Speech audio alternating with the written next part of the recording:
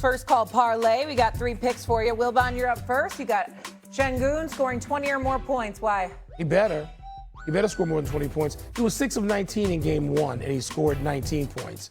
He's going to have a better night.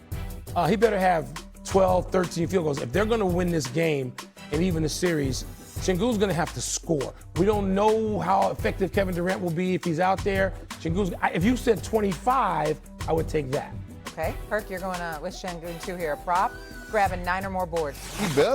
He better have a 20 and 10. Like, in my opinion, DeAndre Ayton outplayed him. He got to get his lick back, and especially if KD is out there, Şengün needs to be featured. He is going to be featured. He is the face in the front. He is the face of this franchise, and this is a moment because they can't lose this game tonight. So right now, Kevin Durant's still a game-time decision. I'll go the other way. I'll go with LeBron to put up 25 or more points tonight, because LeBron has faced the Rockets 6 times in the postseason in his career. 3 of those times he's scored more than 25 points. In all 6 of those games, he's averaged 24.7 points. This feels like a given to me, especially if Durant's not there. He'll take over 25 or more for LeBron tonight. Let's stick with the Lakers. Is this series over if LeBron and LA win it tonight against the Rockets? Perk. Hell yeah. It's over with. It's over with for the Rockets. The Rockets are in a must-win situation tonight.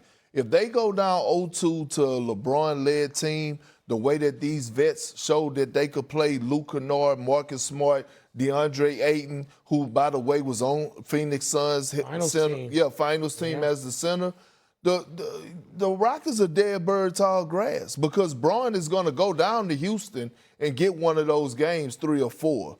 And the thing is that Houston has a bigger problem. See, LeBron James' IQ is one thing, right? And his talent is one thing, but his IQ is another. We saw him locked in. The world saw him locked in and was focused on him offensively. I was watching him defensively.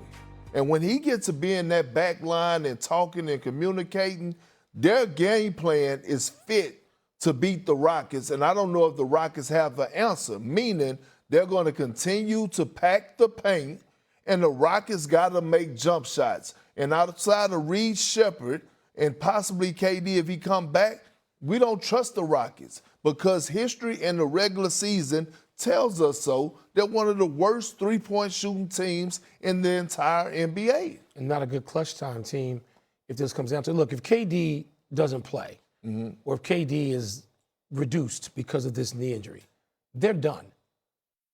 The Rockets have. He's got to be reduced. How does he miss game 1 and then comes back full? It's really hard to see, and it's amazing. We were talking just a few days ago about can the Lakers steal a game at home, and now they were so heavily favored, the Rockets were. And so now they're in control of the series, and so much of this will hinge on KD. But like we talked about with Şengün, okay, you're talked about in that sort of rising star sense. Here it is. Here's the chance to do that, but.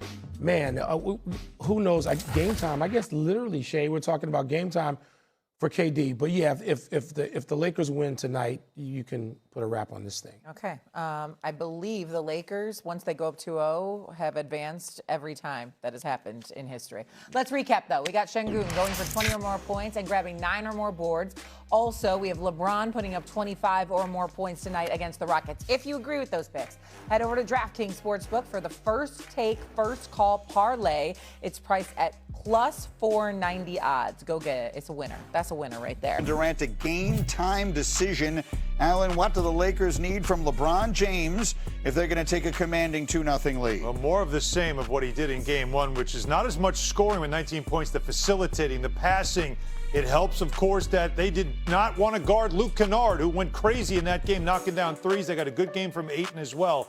But for LeBron James, in this game, even with KD back and a little compromise, can he reach back and give you a 30-point performance, which actually he did against Houston back in March? Monica, what does the KD injury mean for this series? It was billed as LeBron versus KD, and LeBron was the one who didn't have any help, and it was much too easy for the Rockets. And then suddenly out goes KD with a knee injury that he suffers in practice, and all bets are off. Where do we stand? Our good friend Mike Wilbon used the word neophytes earlier talking about the Atlanta Hawks. I mean, this is essentially what you're also looking at in Houston without KD and that experience, right? You already lost Van Vliet for the season. Steven Adams, a guy who has that experience. There's not much more depth there, not to mention that this only adds another layer to your point guard issues without KD because he is someone who is a hub offensively and can direct and get those guys in order for the Rockets.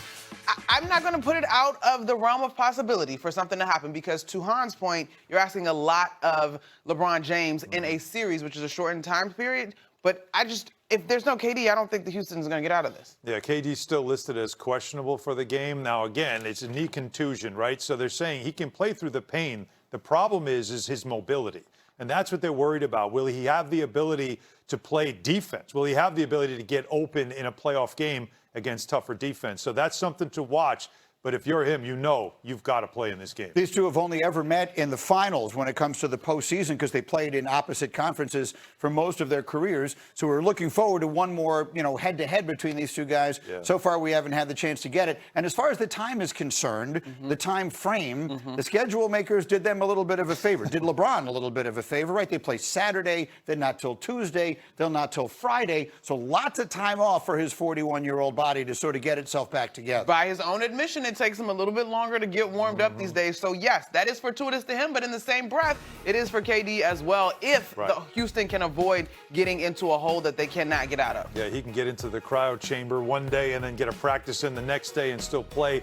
We have 12 days to Game 7. Right. So this is going to be a really long series. You got to get to the Game 7. But if you can extend it, that opens up a lot of time. Now, the whole idea of getting Luka back perhaps might be a shot in the dark because he's not really moving around at all yet in practice, which tells you it's still going to be a week, maybe even two, before you can see him possibly play in a game. Winner of this round will get the most likely, would be, I was about to say the winner of the OKC series. Let's just put OKC in the next round.